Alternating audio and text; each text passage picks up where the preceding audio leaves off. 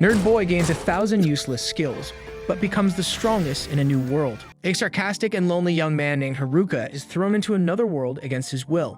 Discovered by a group of goblins roasting a pig, the boy is forced to run for his life as the monsters chase after him. At one point, Haruka makes a large leap forward, hoping his plan works. Sure enough, when the goblins reach the spot Haruka had cleverly avoided, they fall into a trap he had dug earlier, tumbling into a hole. At that moment, Haruka is left trying to deal with this new universe he's been dragged into all on his own.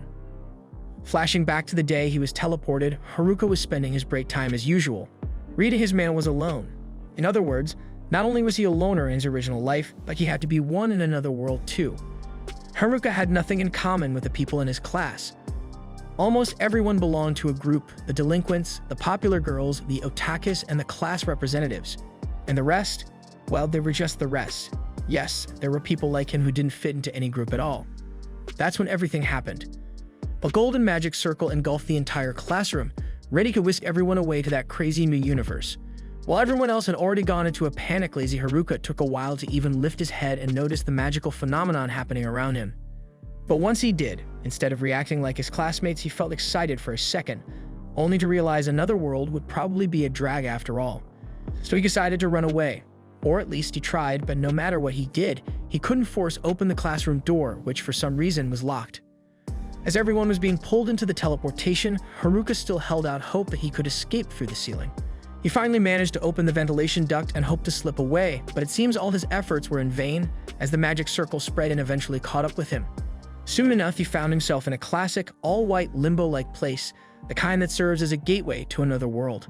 The kind where you probably find a fat king and his hot princess, the kind no mirror would ever stand a chance with in real life. Speaking of which, there was an old man in that place, seemingly looking for Haruka. He didn't speak with sounds. Rather, his words appeared in text bubbles like in a video game. Apparently, he was some sort of god in this world, and Haruka's entire class had already been transported to the new world, except for him.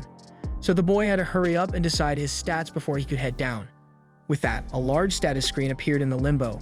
Normally, each person would get 50 points to spend on skills and magic, but since this was the old man's first time dealing with 43 people at once, the overpowered abilities had already been taken, leaving only the worst ones. In other words, even though Haruka had hoped to be a mage or a paladin, he had to settle for items like contact lenses or villager as set. As for weapons, among two-handed swords and deadly bows, he ended up with a staff that was basically just a stick.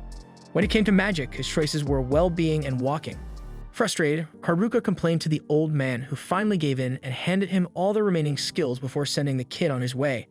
And so, Haruka was finally thrown into an isekai in the middle of a forest with the worst abilities and absolutely no clue how to survive in a place like this. The first thing he saw was his villager a set, but to his surprise, the small bag could hold infinite items, and inside there were things like contact lenses, a cloak, a ring of the dead soul, and a jewel of knowledge. Haruka still thought all these items seemed pretty useless, but after putting on the cloak, he felt a little more connected to this world. He then tried to check his stats, but quickly remembered that in order to do that, he needed to roll 2 dice, which would determine how many points he had to distribute. Far from the 50 he thought he would get. However, for some reason, the dice rolled an M, something he didn't even know the meaning of.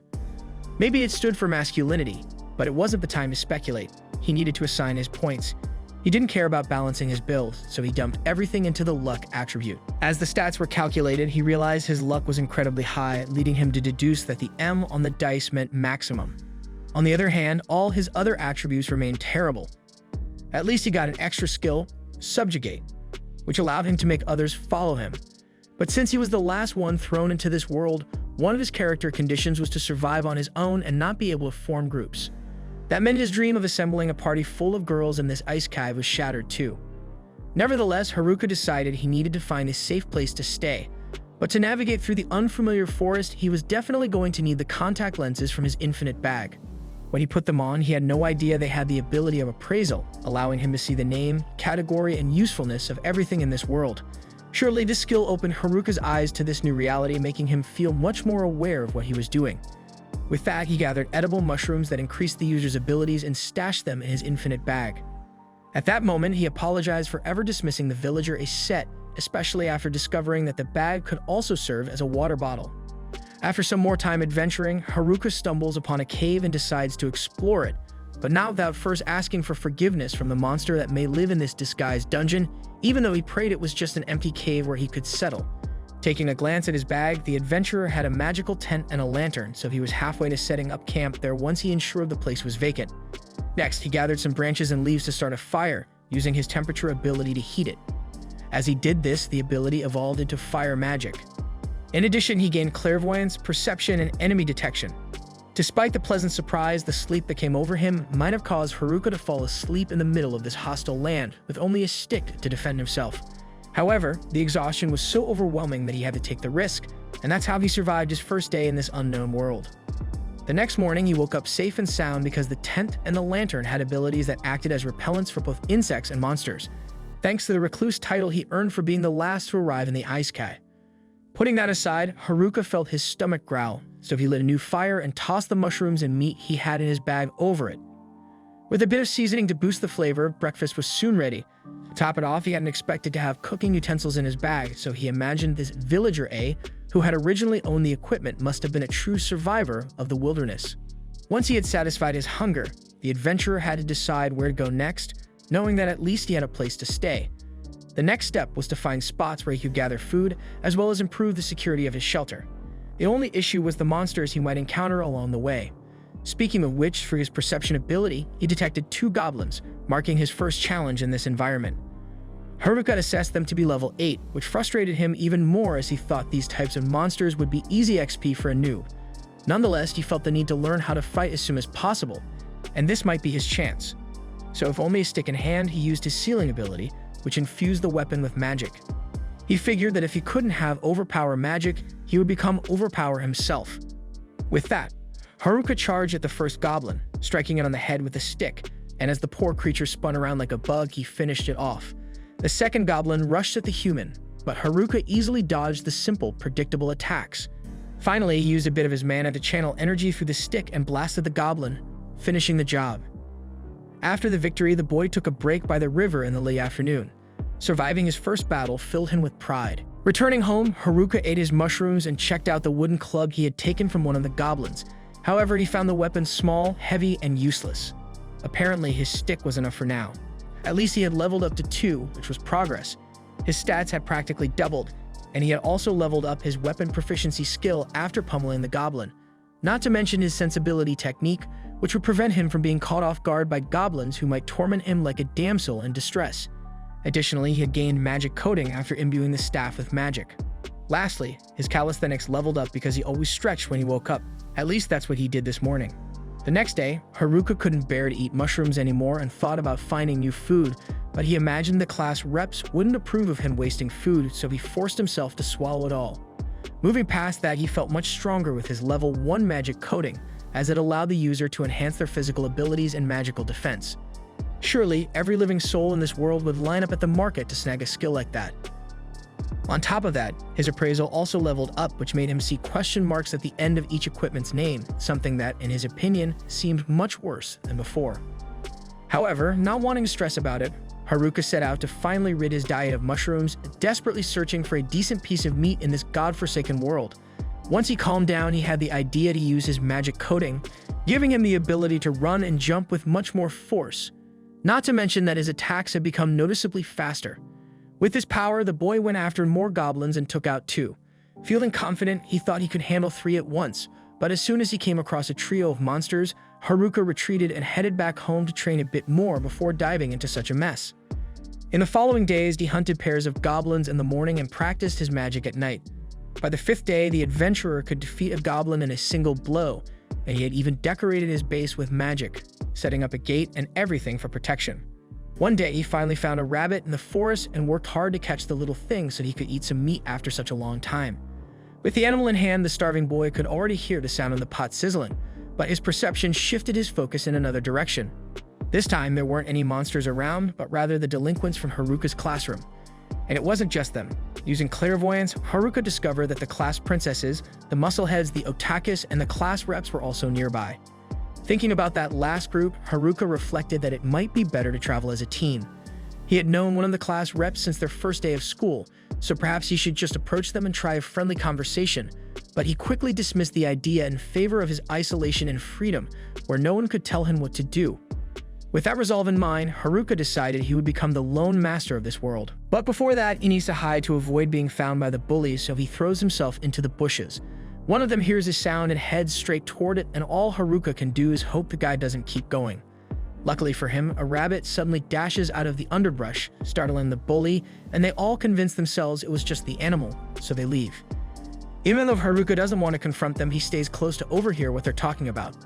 Not that they're discussing anything particularly useful, as the apparent leader is reminding the others about the incredible figure of the vice class representative, while the rest of the dimwits start naming their own favorites.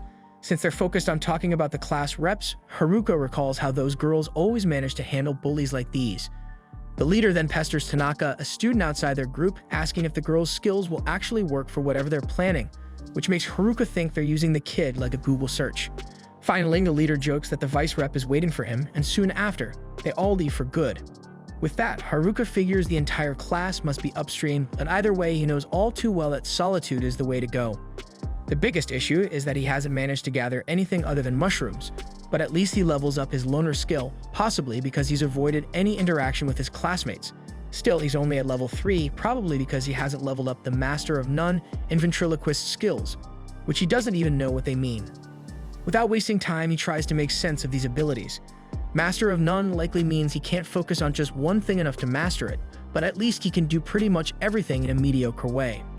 As for Ventriloquist, it seems like a terrible skill, as if it implies he's a puppet in the hands of others. Regardless, he gives up on it for now and decides to eat to clear his head, even if it's just more mushrooms as usual. On the 7th day, in the early hours, Haruka is awakened by the sound of metal clashing and some male battle cries, so he assumes it's the delinquents causing trouble again.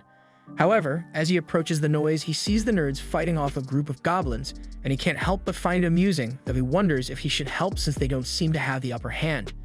Using his evaluation skill, the protagonist checks if these guys need help but realizes they don't. They're all at level 16, and from top to bottom, the first is a sorcerer, then a saint, a guardian, and a shinobi.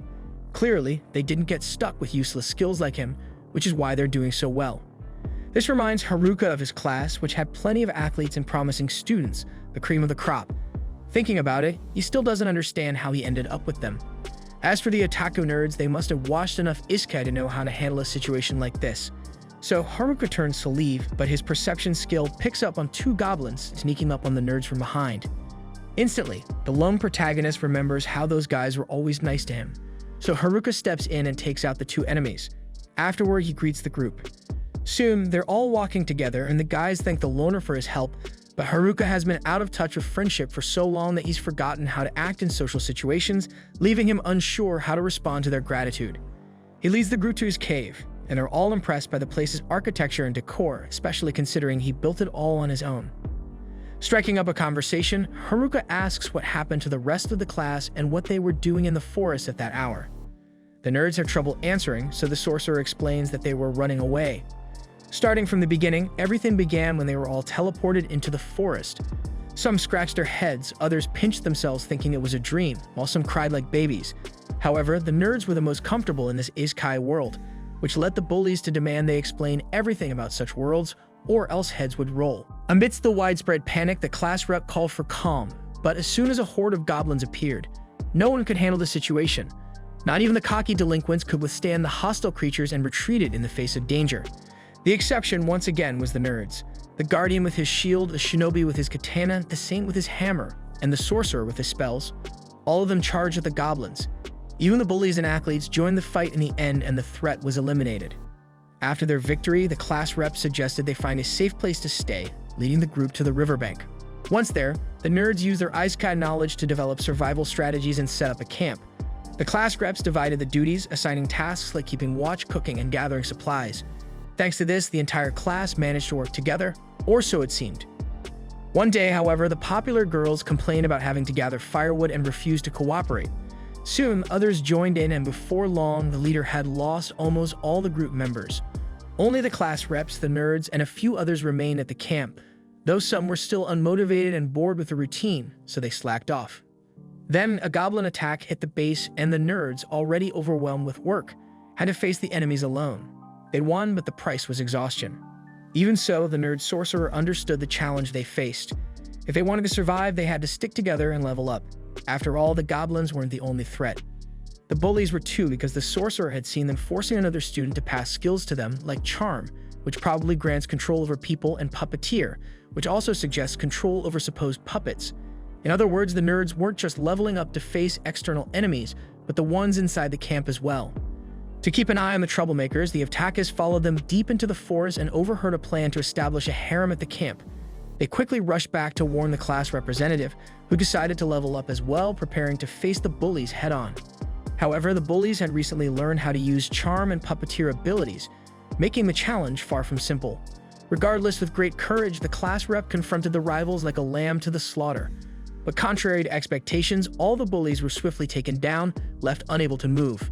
Without wasting time, the nerds used magic to seal away the delinquents' sinister abilities, and with their harem plans exposed, the bullies were forced to flee from the camp. However, it was clear they wouldn't let this slide easily, and they soon returned for revenge. Things quickly spiraled out of control, with tents ablaze and panic spreading throughout the area. As if that wasn't enough, the attackers vowed to come back. In the end, the camp was reduced to ashes, and the popular girls blamed the nerds for the disaster, accusing them of starting a fight with the bullies. The rest of the students jumped on the bandwagon and also blamed the Abtakas. The class representative, along with a few others who didn't think the nerds were at fault, tried to defend them, but it wasn't enough. Consequently, the nerds were expelled from the camp as well. Upon hearing this story, Haruka was nearly moved to tears and hugged his comrades for the ordeal they had gone through. He even offered them a mushroom party to gossip and fill their stomachs. In the end, Haruka spent the night with his friends, realizing that having company isn't always a bad thing. As dawn broke, he bid farewell to his classmates, and Oda asked if Haruka would join them as they were planning to follow the river in search of a city to become adventurers. The loner admitted that there was no one else in this isekai with whom he'd want to team up, but in his usual mysterious way, he declined the offer and told the boys to leave. Watching the nerds walk away, Haruka reflected that his weak skills would only slow them down. Setting that aside, he decided to track down the class reps to get to the bottom of the situation. During his search, he encountered a kobold, got bitten, but managed to defeat the creature by hitting it on the head. As he continued his trek, he reached his class's destroyed campsite at nightfall. His enemy detection ability revealed human footprints crossing the river, so he followed the tracks and spotted the popular girls in the distance. He figured it would have been better to stay home and feast on roasted mushrooms. That was exactly what he was about to do when suddenly the most popular girls in the class confronted him. Haruka ran off, but when he heard one of them say, "Please stop," he decided to see if that was really what she had said. The popular girl quickly explained that they were looking for the nerds to apologize, as they had just realized the gravity of their mistake. After all, they were only alive because of them. Haruka found it strange that these pampered girls would want to apologize to anyone, since that would never happen in the original world. But he informed them that catching up to the nerds at this point was impossible. Still, one of the girls asked him to share what he knew, so Haruka responded with some tough questions of his own. Could they get out of the forest? Could they face monsters? Were they really going to find their saviors and apologize, or would they give up? Faced with his harsh words, the girls started crying like children, afraid they'd die in the endless forest. They begged Haruka to teach them everything he knew so they could survive and make amends for the mistake of banishing the nerds from the camp.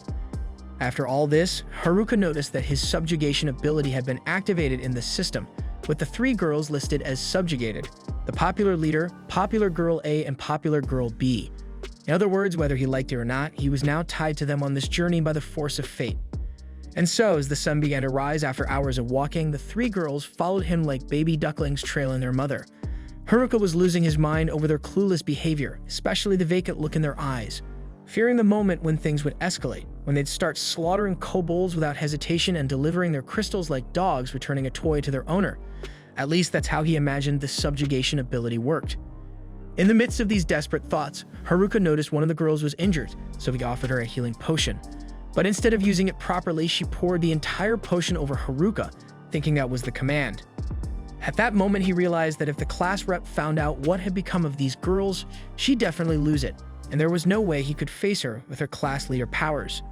Just as Haruka was contemplating how to undo the subjugation spell, the class representative appeared behind him, shouting to get his attention. Meanwhile, the bullies were plotting to go after the girls who were still lingering around the old campsite. But first, they had other problems to deal with. Returning to the protagonist, he tries to call the class representative by her name, but he simply can't remember it. This, of course, deeply irritates the girl, who makes sure to express her annoyance loudly and clearly. Shortly after, the other class reps catch up, clearly out of breath. The leader asks what happened to the preppy girls as they don't seem to be in great shape, but truthfully, even Haruka would love an explanation. It looks like his subjugation skill has left the girls looking like zombies. Realizing what's going on, the class rep asks if Haruka used the subjugation skill on the preppy girls, and he nods somewhat reluctantly. She gets upset because that type of ability is only meant to be used on monsters, forcing Haruka to explain that it sort of happened by accident. After hearing that, all the girls give him a suspicious look, doubting his accidental explanation, and for a moment, Haruka almost turns into a block of ice under their cold, calculating stares. With some effort, he manages to wriggle out of the situation and tries to leave, but the girls insist that he stop right there. Frustrated, Haruka can't believe that this is the solitary life he was promised in this new world. The leader of the reps shakes Shimazaki, the head of the preppy girls, trying to see if she's okay. After some persistence, Shimazaki's eyes return to normal and the class rep calls Haruka back to gather all the girls and discuss what's going on. At least now, Haruka is left alone, just as he wanted from the start. So he thinks about practicing his house expansion skill while he waits. Maybe he could even build a base or something like that. With this goal in mind, he gathers mana into his hands to activate the skill, but instead of doing what he expected, the boy is tragically buried in the ground, leaving only his neck above the surface. Naturally, the class rep has to dig him out so he can explain everything Shimazaki had told her. According to Shimazaki, Haruka had come to help them all, which makes the girls bow down to thank this merciful man for his assistance. That said, Haruka asks to go home only to be scolded by the girls who demand the help he had promised. The class rep wonders what he meant by going home, so Haruka explains that he has a house one he built with his own hands after being thrown into this world. The girls are thrilled by this revelation, and the leader quickly calls for a new strategy meeting, leaving Haruka on the sidelines once again. The class rep asks how many people can fit in his house, to which Haruka responds that if you squeeze 6 people into a space the size of a tatami mat, you could fit about 240, even more if you move the furniture around and people don't mind crowding into the bathroom and kitchen. Hearing this, the girls are fascinated that his house even has such rooms, while the leader is shocked that he's living in a mansion in the middle of nowhere just like that. Regardless, the girls encourage their leader to make the requests, so she does, politely asking if she and her friends could stay at Haruka's house, at least for the night. As soon as she finishes her sentence, Haruka can barely believe that this huge group of high school girls is about to stay at his place, and the thought messes with his head in a way that makes it impossible to refuse. Without delay, he leads them all to his home, using his location skill to guide him through the dark night. Finally, after a long walk, the girls are huffing from exhaustion, unable to keep up with the brisk pace set by their host. He warmly welcomes them to his humble abode. Once they catch their breath and realize where they are, it becomes clear. They've arrived at a mansion in the middle of nowhere. This discovery excites the group of girls more than anything else they've experienced in this hostile new world.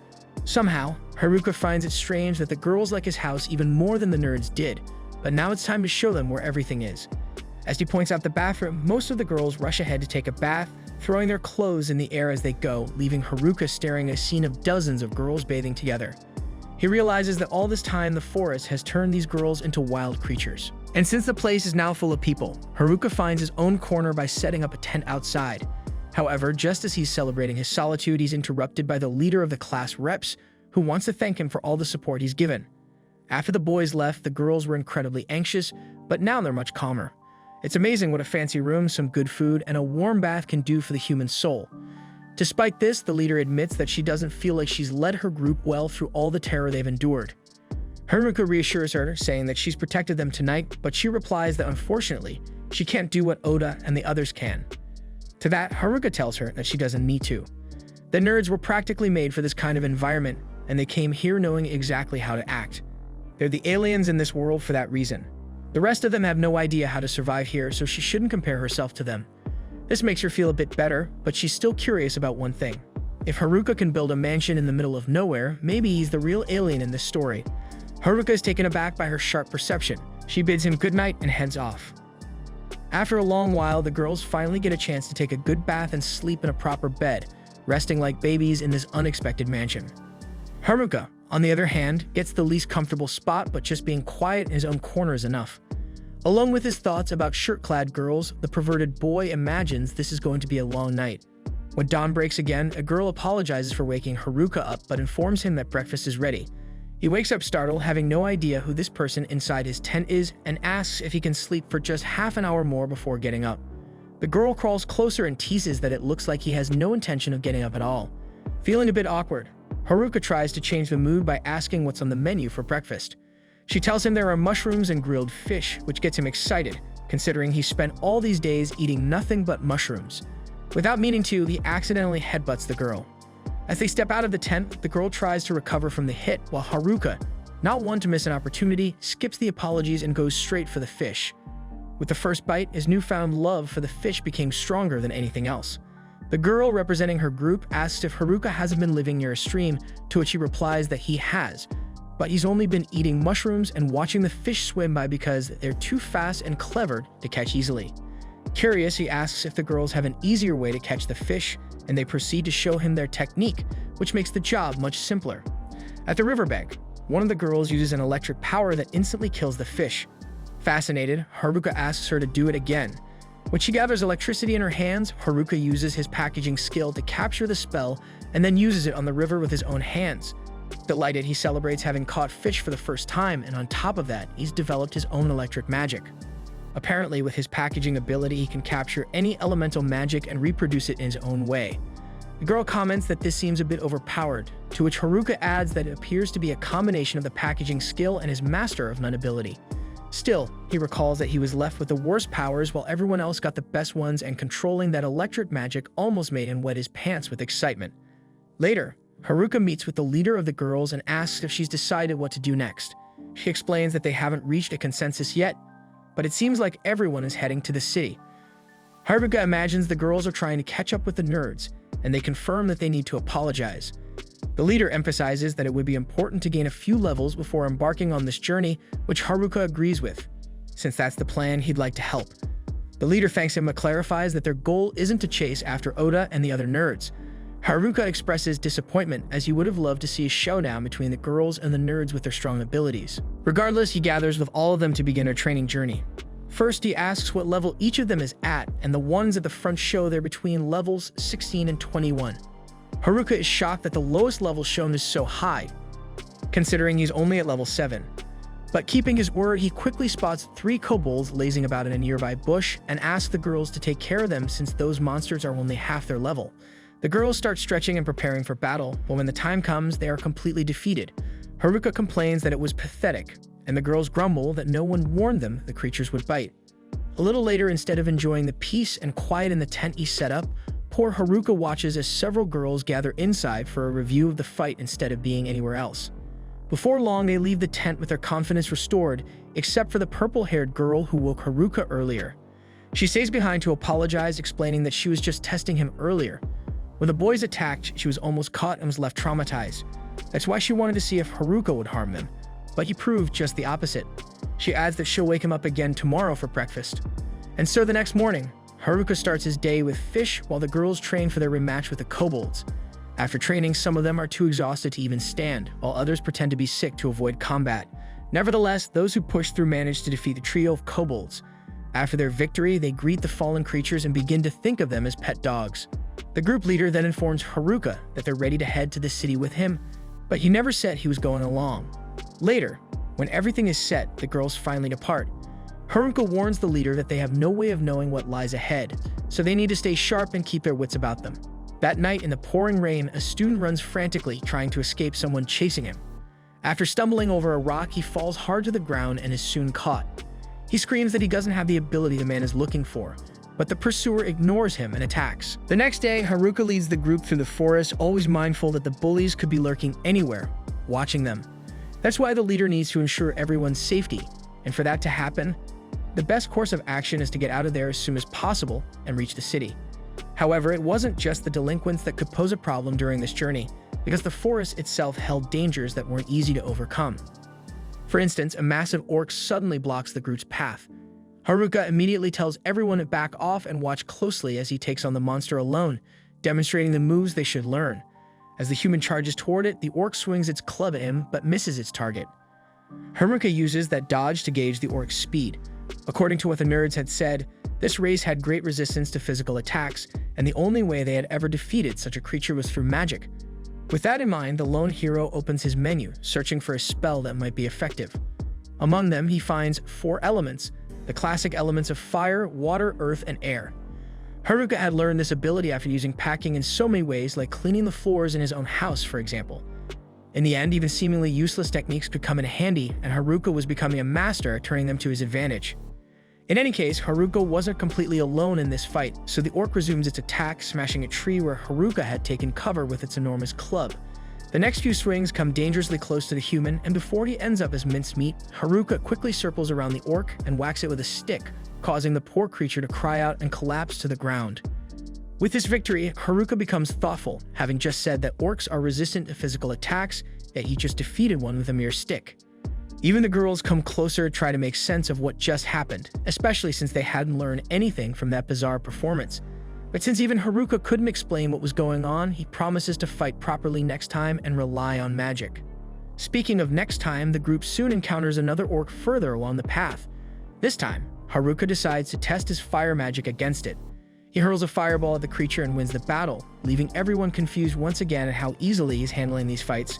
Besides, just like before, the girls weren't able to learn anything from the combat because this guy was just too overpowered to solve things like normal people.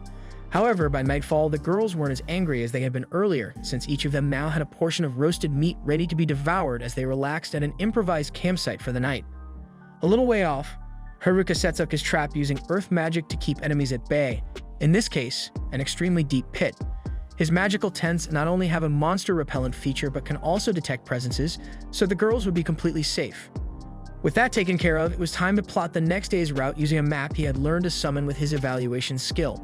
While observing the river's location, he's suddenly alerted to the presence of enemies in the area, so he rushes to check the situation. From a distance, he spots some male figures and assumes they're the bullies, making him break out in a cold sweat. But it turns out they're just the athletes, who approach Haruka in a friendly manner. Haruka wants to know what they're up to, assuming they're after something or someone in the woods. Offended, the athletes explain that they're not here for any girl, but for Haruka himself. As for the girls, they feel they can't trust anyone else in the class. Setting that aside, the athlete's leader informs him that there's a skill roaming the forest that's even more dangerous than marionette or hypnosis. Haruka wonders what kind of magic could be more troublesome than those two and recalls the skill called abduction.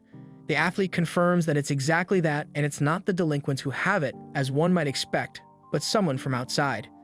At this, Haruka extends his hand threateningly and calls the boys idiots because they hadn't considered that he himself might possess that skill. However, if that's the case, the athletes agree it's 1,000 times better for it to be in his hands than the bullies, but they still want to know if the loner really knows how to cast that spell. Embarrassed, Haruka explains that in fact he can only use the magic of servitude, something the athletes have no clue about, but since it's in Haruka's hands, they trust that nothing too bad can happen, assuming the kid probably won't use it for anything very useful. Slightly offended by this statement, Haruka warns them not to mess with loners, but the athletes aren't looking for any trouble. In reality, they only came to warn the group to be careful with the abduction skill, and they'll keep an eye on the bullies lurking in the forest. Finally, they ask Haruka to apologize to the girls on their behalf for all the drama that went down at the class camp. With that, the boys bid farewell and leave while the class representative, who had been eavesdropping on the entire conversation, listened quietly. When morning arrives on the 17th, Haruka rallies the team to continue their trek, and for some unknown reason, the girls seem more cheerful than usual, leaving Haruka deep in thought.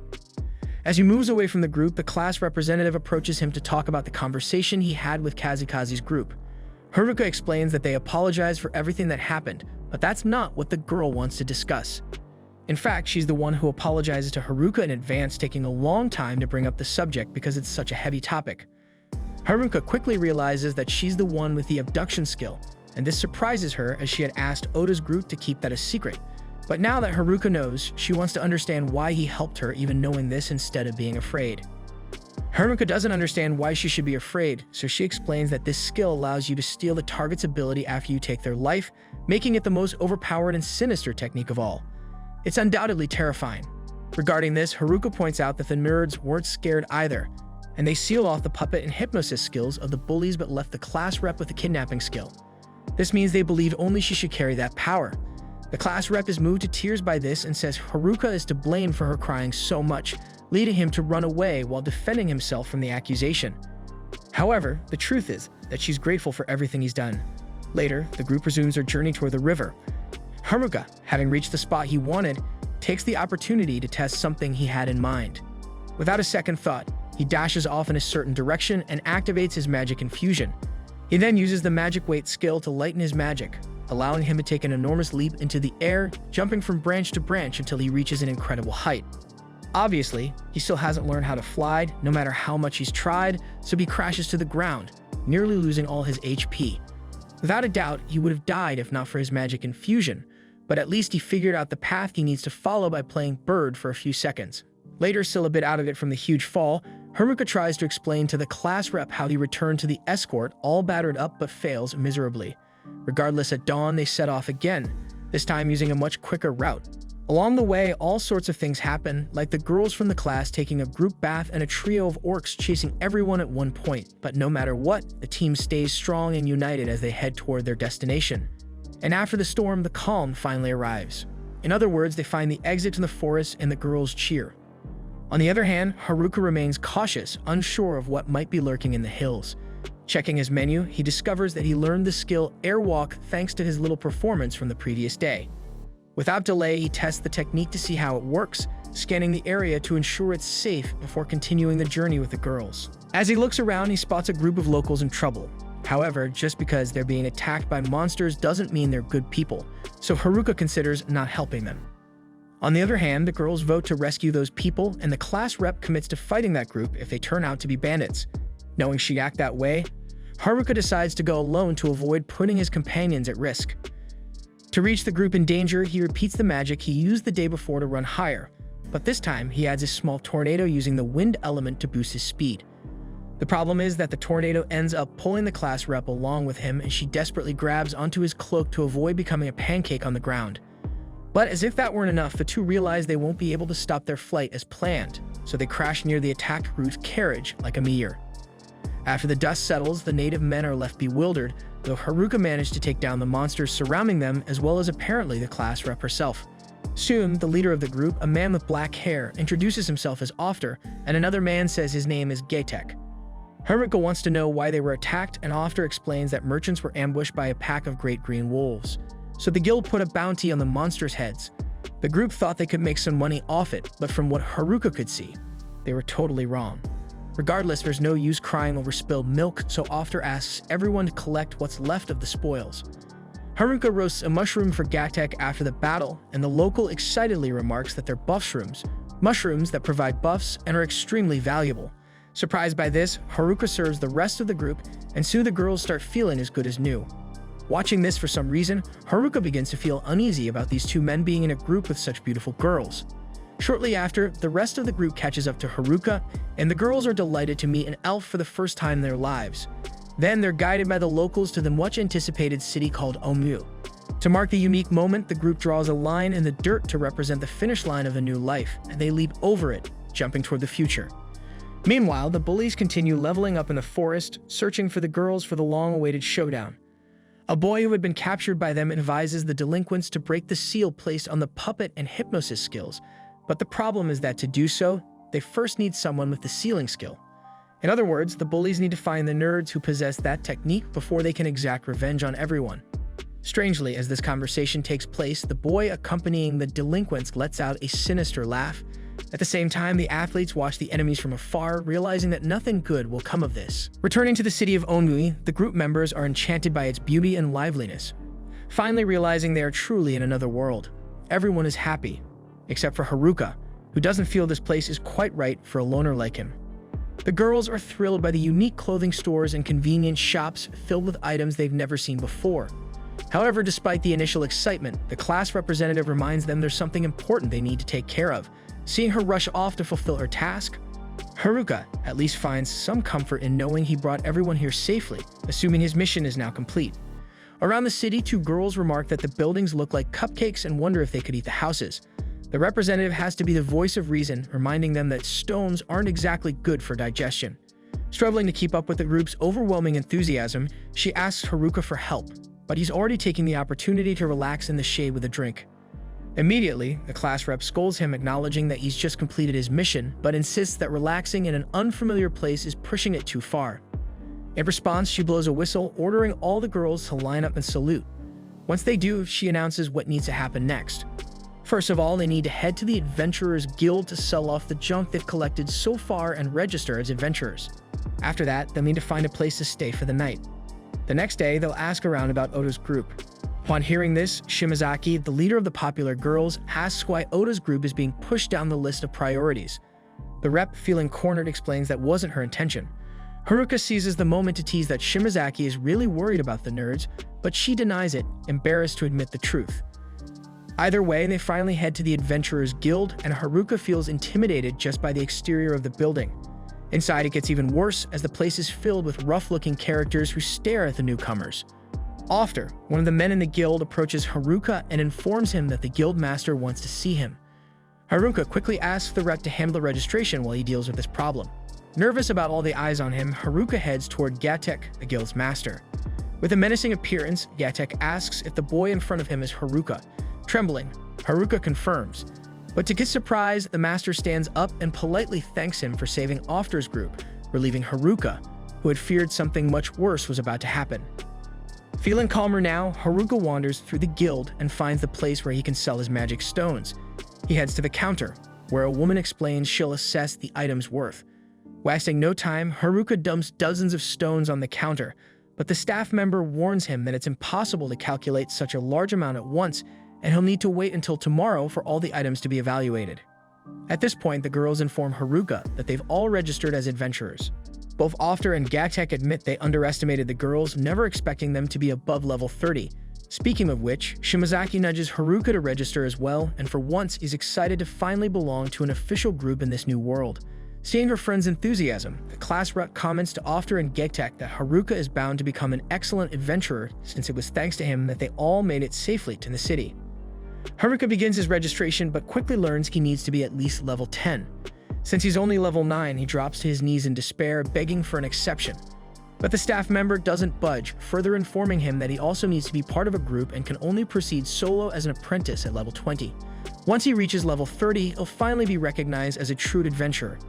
Devastated by this news, Haruka reflects that level 20 is still a long way off, and thanks to his loner skill, he can't officially join any group. Watching the scene unfold, the rep sees how shaken her friend is and takes responsibility for finding lodging for everyone that night.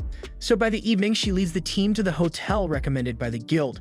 But Haruka isn't too pleased with the strange look of the place. As they enter, a young receptionist welcomes them with open arms, mentioning that the guild had informed her about the new arrivals. Noticing the hearts on each door, Haruka wonders if this is some sort of roadside love hotel, to which the rep tells him to pipe down.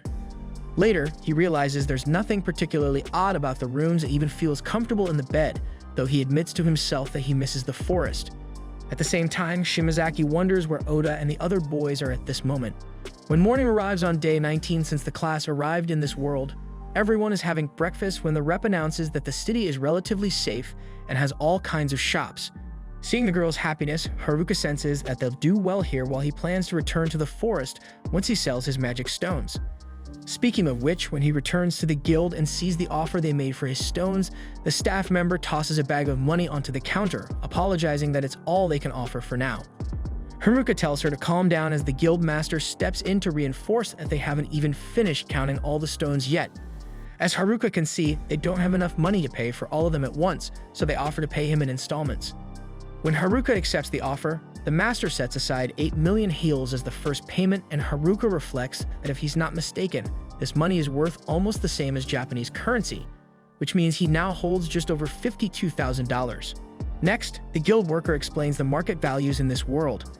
In Haruka's case, he had enough F-rank magic stones to total 8 million heals, not to mention the bonus he earned from the Green Wolf mission they completed while saving After's group. With that money in hand, the class representative announces it's time to buy essential items. Gatek chimes in, saying he knows a great place where they can spend all that money, and Haruka starts thinking about the kind of place he'd love to visit, undoubtedly filled with women. Foolishly, he heads to Gatek with that thought in mind, though he suspects it might be a bit early for such an event. Shortly after, they arrive at the place Gatek mentioned, a shop filled with items directly taken from dungeons. While the shop owner might seem a bit odd, he turns out to be a good guy. Right away, Haruka tests the invisibility cloak, the power gloves, the fire staff, and the mana-cutting sword. Completely smitten with everything, he comes across a necklace called 7 Shops, and the shopkeeper explains that this accessory allows you to fuse the effects of 7 other pieces of equipment into it. Even more obsessed with this item, Haruka is interrupted by the class rep, who orders him to return to the hotel immediately because it's time for bed. Frustrated, the lone wolf asks if he can at least test one more item, the mistletoe twig, which strengthens magical staffs and rods. However, as he grabs the object, he accidentally activates it and fuses all the equipment without even having paid for the magical necklace. The shop owner is furious and informs him that the item is worth over 10 million heals, so Gaytech and the class rep try to persuade the shopkeeper to sell it at a discount given the situation. By the 20th, Haruka was completely broke due to his mishap, even though there was still so much he wanted to buy. Fortunately, the shopkeeper reduced the price of the item to 8 million, but now the kid is flat broke again. And now, even if he wants to gather more magic stones to sell, outsiders can't leave the city without first becoming adventurers and obtaining a permit. And if he tries to sneak out with the girls, the class rep definitely won't allow it.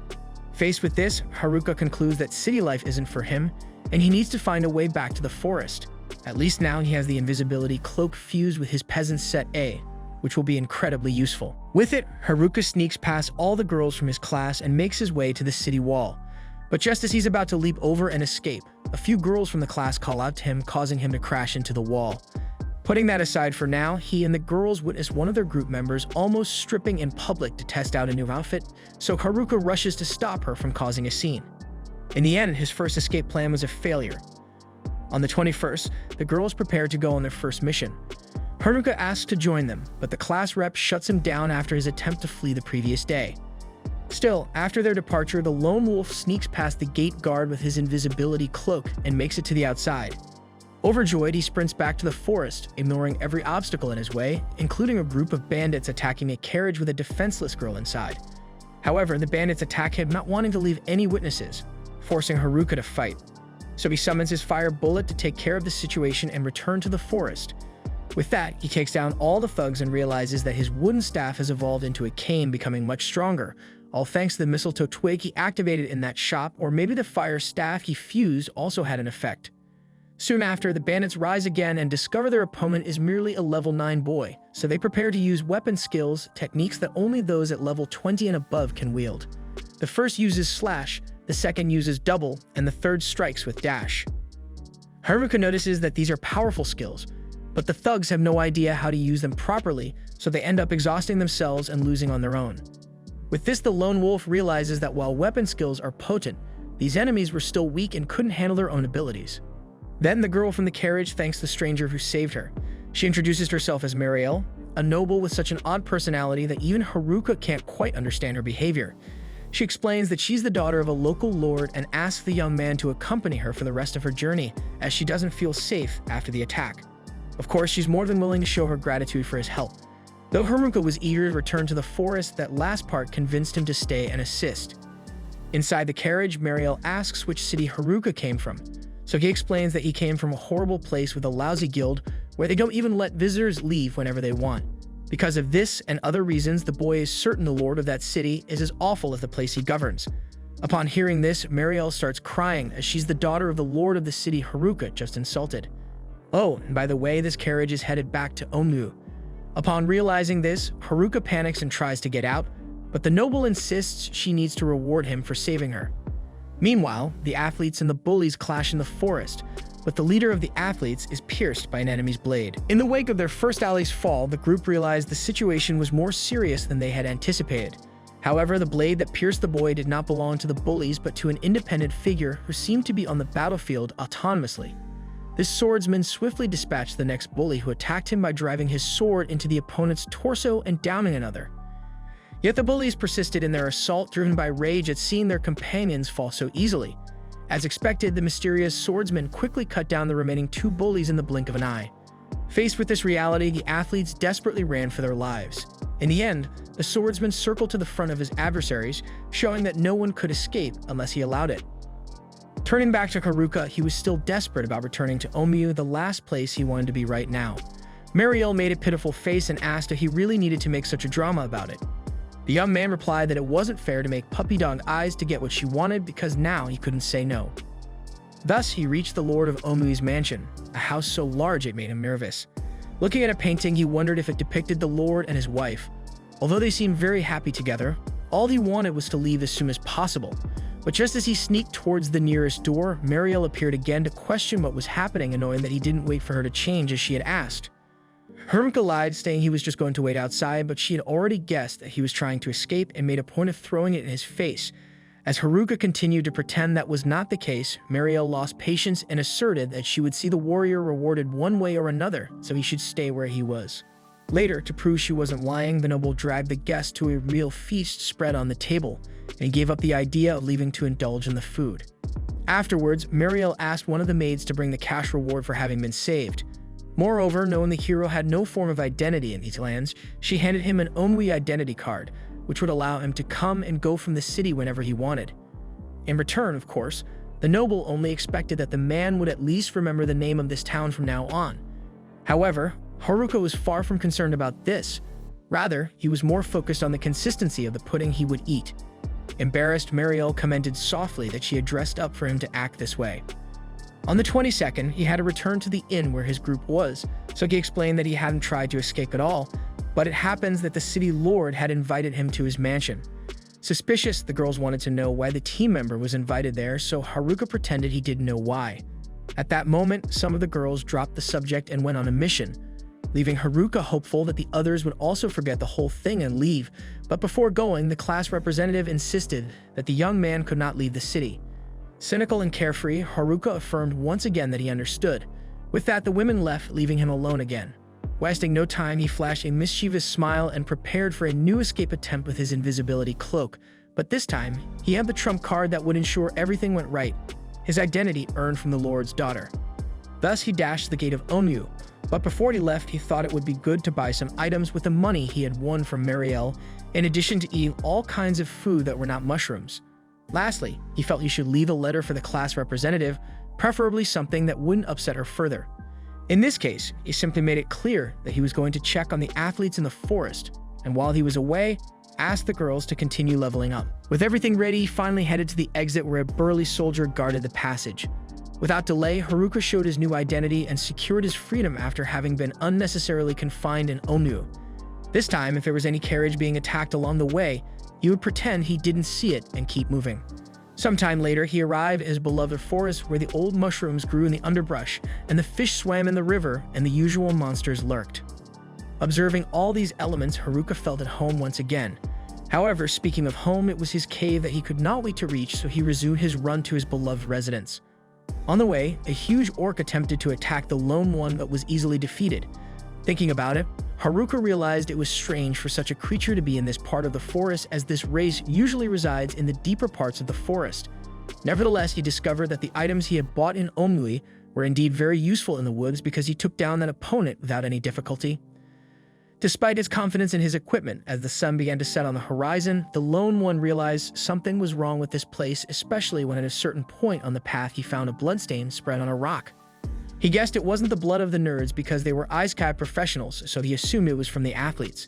Soon he spotted footprints ahead and noticed a large trail of blood accompanying the path. Without delay, he ran in that direction and came upon the athletes severely injured on a rock. Seeing that they were alive, he threw several healing potions made from mushrooms in an attempt to save the group. Having done this, the leader of the athletes recovered enough to see that it was Haruka and asked if the girls were safe. Haruka replied that they were fine in the city, all thanks to the athletes. With that, Kazakazi was glad to think he had helped the class. Then the lone one completed that they were the best athletes the class could need. With the fall of night, the protagonist learns that all the delinquents are dead, and no one knows where the nerds have gone.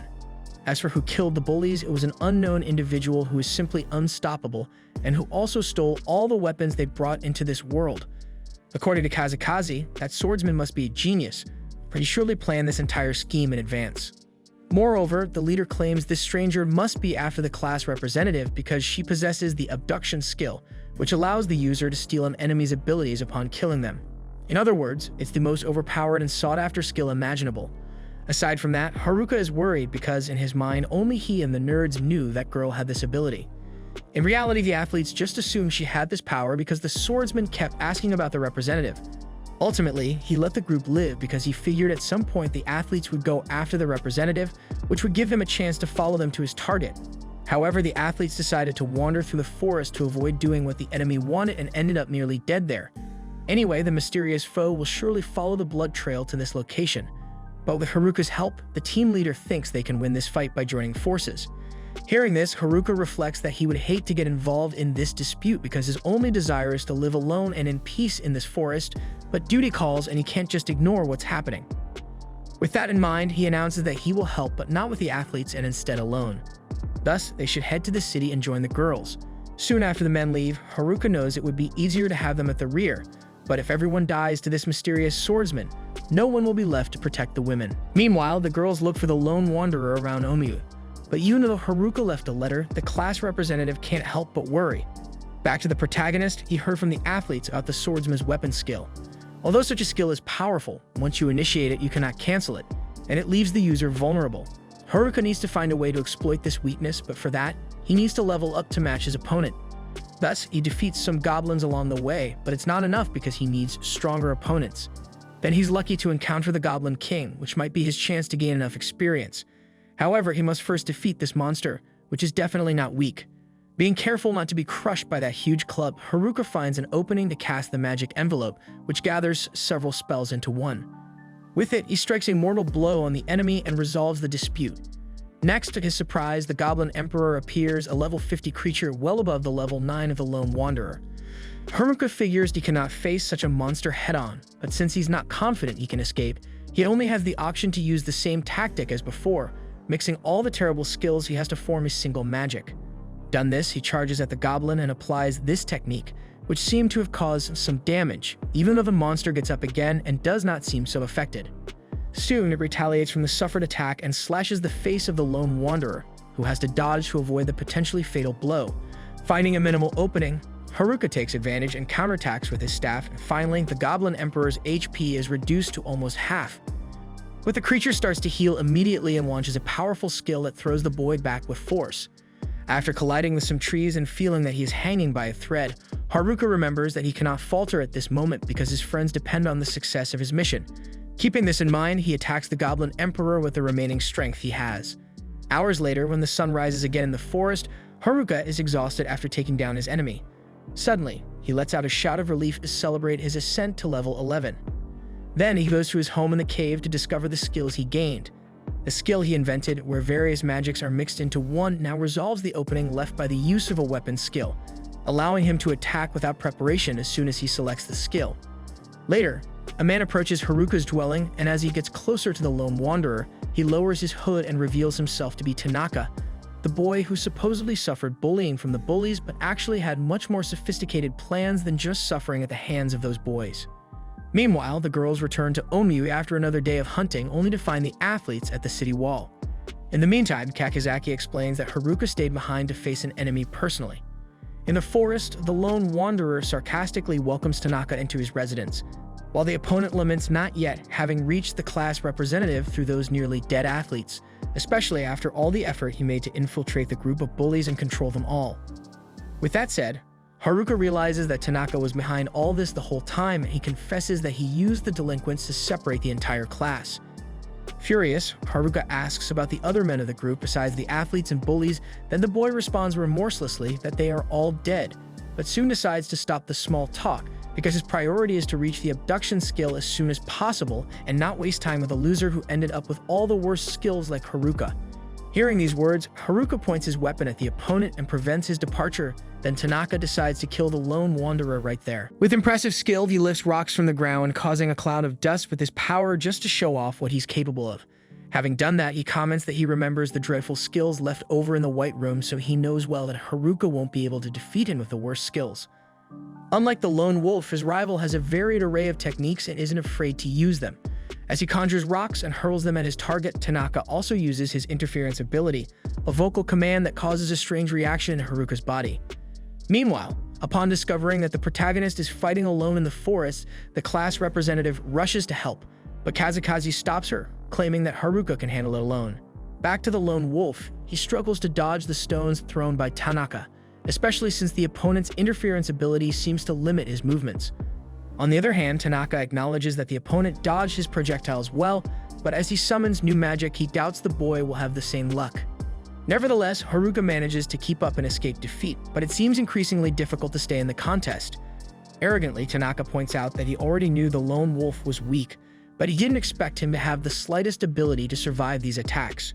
Haruka thanks him ironically, while Tanaka, before killing his rival, would like to know when the lone wolf began to suspect him. Haruka says he felt something strange from the start because a math genius hanging out with bullies was not something common. Tanaka responds that the boy has good eyes, then acknowledges that he isn't as stupid as he thought. After answering the question, Haruka also has a doubt. How long Tanaka has been planning all this? Soon the villain reveals that from the beginning, as soon as he noticed the lack of the kidnapping skill. When he acquired his interference technique, he felt he could control the bullies, use them at his whim, and get what he wants. After revealing his plan, Tanaka binds the enemy's foot with roots from the ground and declares that this fight ends now. Then, with an intense blaze, he sets fire to Haruka and regrets that this duel has been so disappointing. However, from the heavy layer of fire that formed in the environment, Haruka managed to absorb the power of the adversary in such a way that he came out unscathed from the attack. Honestly, the lone wolf wasn't sure if it would work, but he had no other option but to try, and all this is due to the mistletoe vine he accidentally combined in that magic item shop, because its effect is absorption. Thus, the protagonist understands that it's his time to strike back while Tanaka isn't using his weapon skill and is off guard. However, as he strikes with his cane, Haruka sees the enemy quickly conjuring a sword to block the attack. Tanaka mocks the fact that his opponent thought this would be his moment of victory and assures that he doesn't need his magic to win this fight. In other words, the villain was just bluffing while he decided which weapon he would use to destroy his target. The choice between the sword and the spear seems difficult for Tanaka, so he leaves it to chance to decide. But in the end, he decides to use all of his weapons at the same time. Alternating between equipment with different characteristics, the math genius manages to confuse his adversary with various attack patterns. Given the intensity of that conflict, Haruka can't avoid all the blows, so he ends up suffering a powerful shock that throws him far away. Whole before his target, who is now decisively weakened, Tanaka would love to know if he already feels defeated. As he struggles to stand, Haruka analyzes that the enemy has a huge variation of attacks, which makes it complicated to find an opening in his defense. Thinking about it, he asks if Tanaka used the mimic skill to copy the skills of others. Then the opponent needs to admit once more that the guy is smart with these deductions. Haruka accuses the enemy of being after the class representative's kidnapping skill, but Tanaka confesses that he doesn't just want that skill. Any that are overpowered, he will copy until he becomes unbeatable. Then he attacks with a new ability from a scythe. Haruka knows that the longer this fight lasts, the more insane skills that guy is capable of showing. Moreover, even if Haruka goes on the offensive, Tanaka easily escapes the blows with his illusion technique. This perception makes the lone wolf lower his cane along with his head and think that there's no way to hit this opponent. Taking advantage of the target's lowered guard, Tanaka charges at him, but Haruka anticipates with the psych ability, which allows the lone wolf to dodge the attack. At the same time he comments to Tanaka, they can only use the same power 3 times. Unmasked, Tanaka loses much of his arrogance at the same time as he seems surprised not to be able to use the techniques that were part of his repertoire in this fight. That's when Haruka reveals that he discovered the weakness of the mimic skill after provoking a sequence of attacks from his opponent. In fact, Tanaka only used each ability twice. After saying this, Haruka reflects alone that he can win the fight if he continues to escape from the attacks suffered. With this discovery, Tanaka is no longer the same, especially since his adversary had already become accustomed to the speed imposed by him, which made the dodges easier. From there, Haruka begins to control the duel and counterattack mercilessly until he knocks the rival down a tree. Thinking that this is his chance to end it, the lone wolf rushes towards Tanaka after he had used his illusion twice. However, the math genius proves that he's not defeated by conjuring a fast and powerful fireball. Even missing his target, Tanaka manages to make Haruka retreat by presenting another great demonstration of power. Despite this, the boy shows a strong emotional discontrol as he revolts for losing to a failure like Haruka, and this attitude may show a weakness to be exploited. One way or another, the user of 1,000 skills still has one more card up his sleeve, a stolen ability more powerful than any seen in this world. With that, Tanaka zigzagged toward Haruka, his form engulfed in a ghostly purple aura. He was soon attacking from all sides, his rival hardly knowing where he was striking from. Suddenly, Tanaka appeared overhead, convinced he could end it all, but the solitary one narrowly escaped, although troubled by the sheer power of the ability, which had devastated the ground with just the impact of Tanaka's strike. Next, Tanaka subdued his opponent with a death skill, enveloping him with powerful spirits that seemed to drain his life force. Without delay, the protagonist weakened and collapsed to the ground. Seeing his strategy succeed, Tanaka let out a loud laugh and stepped on his foe's head, thinking Haruka was dead. He regretted wasting so many skills in a single fight, but once he obtained the seizure skill, he could steal as many spells as he wanted. In the end, The genius kicked the solitary's head and said his forever goodbye, then turned and walked away. However, defying expectations, Haruka stood up and asked if this guy really thought he could just kick someone's head and walk away. Incredulous, Tanaka stressed that the death skill should work on anyone at level 11, and according to him, this power was 100% effective.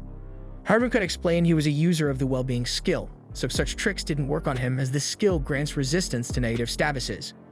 Moreover, the solitary reminded that his luck attribute had been extraordinary ever since he decided to pour all his points into it, and with such a high status, Haruka could make any magic cast on him likely to fail. Given his absurd luck, this probability significantly increased.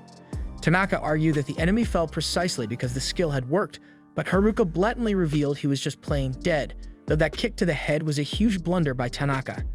Confused, the rival wondered how Haruka could move, given that he had imposed the interference skill on him at the start. Haruka disclosed that one of his lesser abilities, called mannequin, had allowed him to dodge the incoming attacks with imaginary ropes binding his body. At this point, Tanaka completely lost control and attacked in desperation, while Haruka easily countered every skill without breaking a sweat. Mentally devastated, Tanaka couldn't understand how his calculations had gone wrong in this fight. According to him, 1 + 1 always equals 2. That's how things work. Haruka agreed that the math was correct, but only in their original world. In this world, things were entirely different. Hearing these harsh words, Tanaka remembered his boring days as a student. The classes were too easy for someone of his genius, and the intellectual gap between him and his classmates fostered some disdain. Day after day, all he wanted was for the unbearable routine of school to end once and for all. That was when it happened. Faced with that unimaginable sight, Tanaka finally found motivation in life. In front of the skills board, he felt empowered, able to end his days of endless boredom, so he used every trick possible to craft his journey in this world as thrilling as possible, even if it meant discarding the lives of his classmates. If he killed everyone and stole all the overpowered skills, Tanaka would finally be powerful, invincible, perfect. Despite these expectations, the prodigy student found himself lost against a solitary excluded who ended up with the worst abilities anyone could have, but by no means did this mean he would give in. Driven by rage, Tanaka insisted on attacking with his sword, but soon the enemy disarmed him. Thinking Tanaka had no skills left, Haruka advanced to end the fight, but the genius's sword had returned on its own and pierced the attacker's shoulder.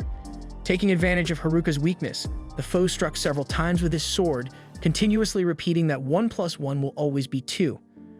At that moment, Haruka retaliated with his cane to the face of the enemy and noted that he had become too sure of himself and lazy with all those overpowered skills he had easily acquired. As he spoke, a solitary displayed a golden aura around his body. As a last attempt, Tanaka charged again, but Haruka used his invented ability to finish the duel. Finally, in front of his kneeling and defeated rival, Haruka noted that even the worst abilities have their use, then walked away. Amid this, the prodigy boy collapsed on the ground. Far away, Haruka felt the pain of exhaustion and his severe injuries, then thought of his friends. He apologized to all of them, knelt, and imagined this was his end, but the nerds arrived just in time and prevented him from hitting the ground. They explained they had been searching for the solitary and came to help, then carried the injured through the forest. Along the way, Haruka wondered why the nerds had come for him. Then Oda explained that once they returned from a dungeon, the class was in town and worried about the solitary fighting in the forest without help, so they decided to come to his aid. Soon, the group returned to Omui and Haruka received all the attention from the girls. For him, a typical representative of the solitary class, it was understandably uncomfortable. At one point, the girls captured the citizen to give him a proper bath against his will. Meanwhile, the snobs asked forgiveness for having been in favor of expelling the nerds from the camp and thanked them for everything they had done for the group. Hearing this conversation, Haruka realized he had already ensured the safety of the class representative and others, so he tried to slip away and return to his life as a solitary, but the representative caught him once more. Then she hugged the boy and questioned why he wanted to leave so badly.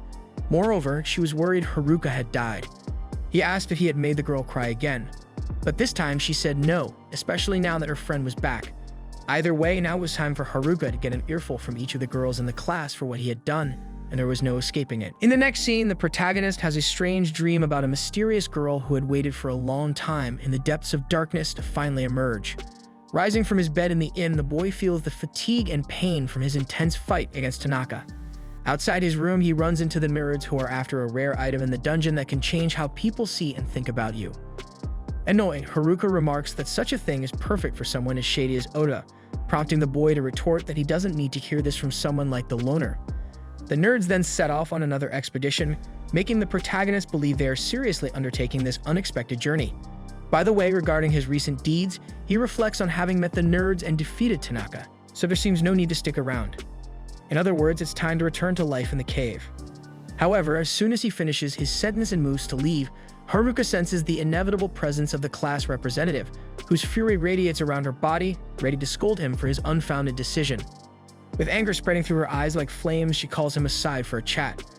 Haruka hopes it won't be another telling off like yesterday's, as he's had more than enough of that from all the girls.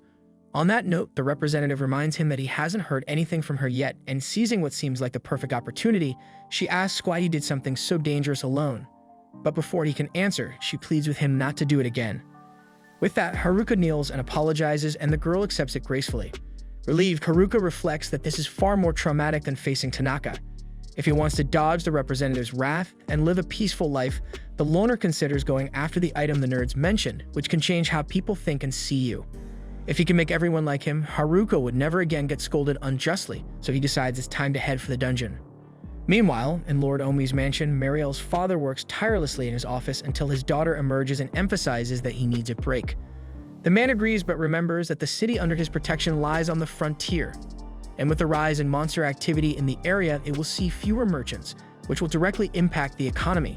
Therefore, it is of utmost importance that this matter receives proper attention.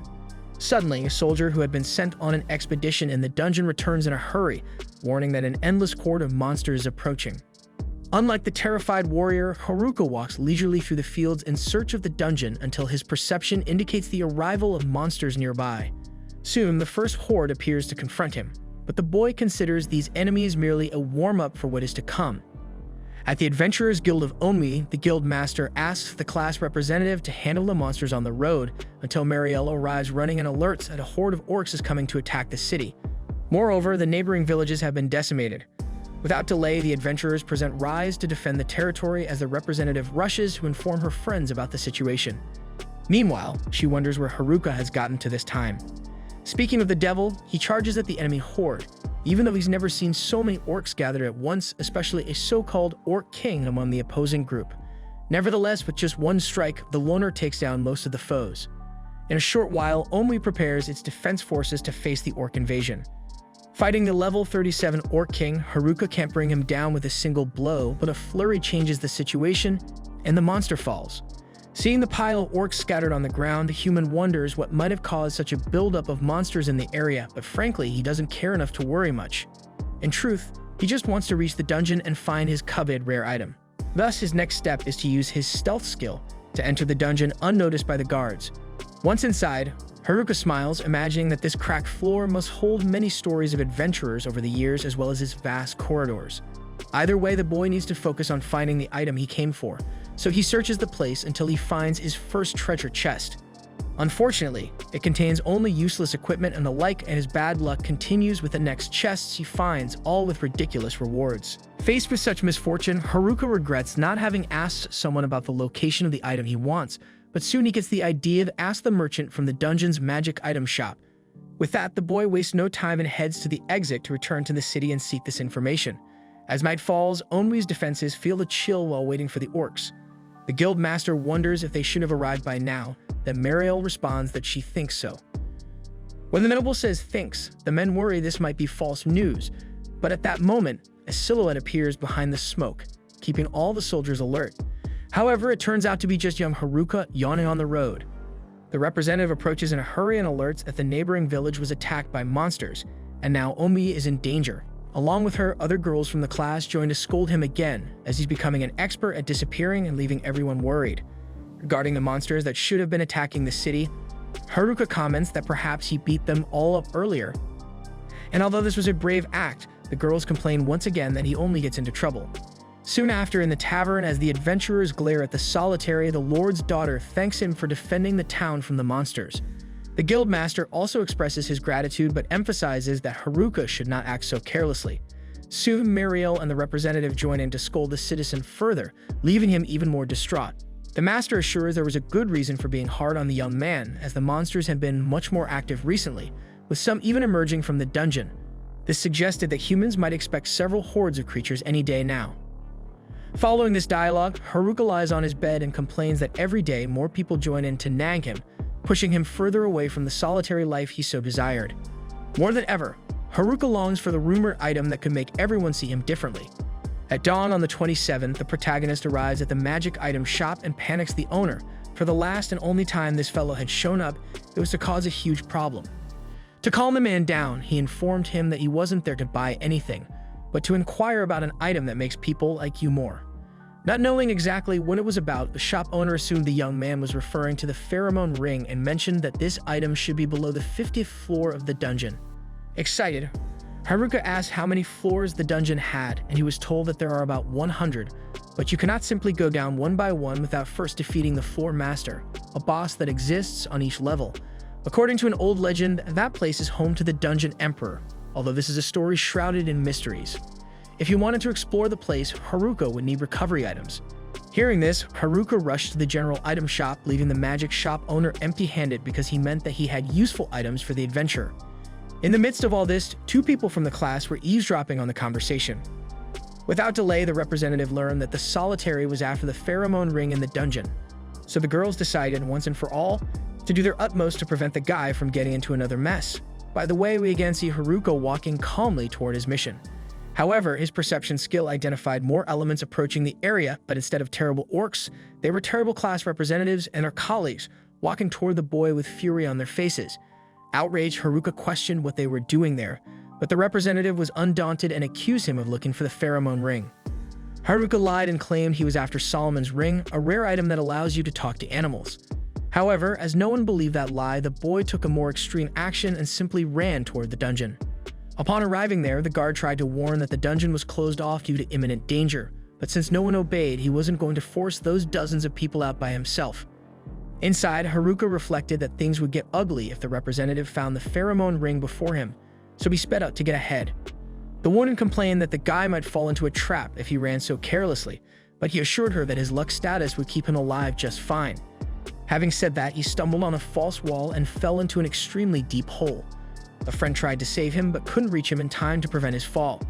Given the height, Haruka used earth magic to soften the ground and bounce on it as if it were a cushion. Apparently, he had fallen all the floors of the dungeon in that fall, which meant that from that corridor he could encounter the final boss at any moment. To get back from where he came, he used air walk, but he couldn't climb the endless floors. Therefore, his only chance was to find another way out. Surprised to know what the layout of this place was like, he realized he had developed the spatial awareness and trap detection skills, both at level 1. Without wasting time, the adventurer cast both abilities and noted that there were no traps down the corridor. Besides, he discovered he was on floor 101 below what would be the last floor, which means there probably was a secret boss around. Meanwhile, the class group set out in search of Haruka.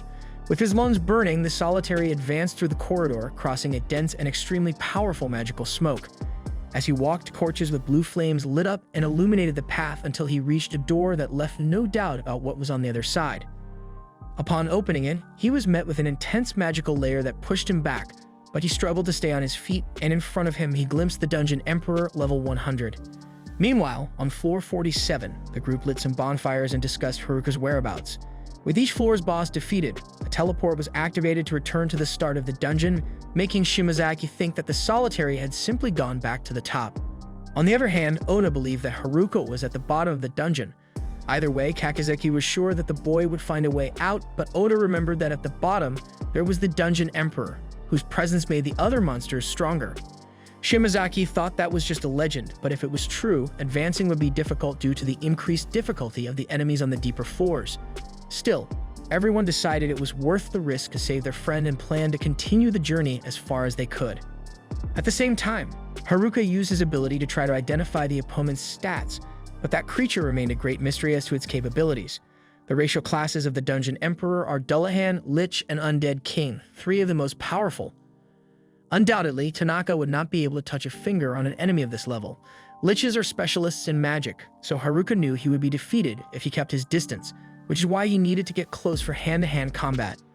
In an initial attempt to attack, the human struck the adversary with his staff, but with unbelievable speed, the skeleton blocked the assault. Undeterred, Haruka used his invented ability and repeated the move. Once again, it was blocked without difficulty.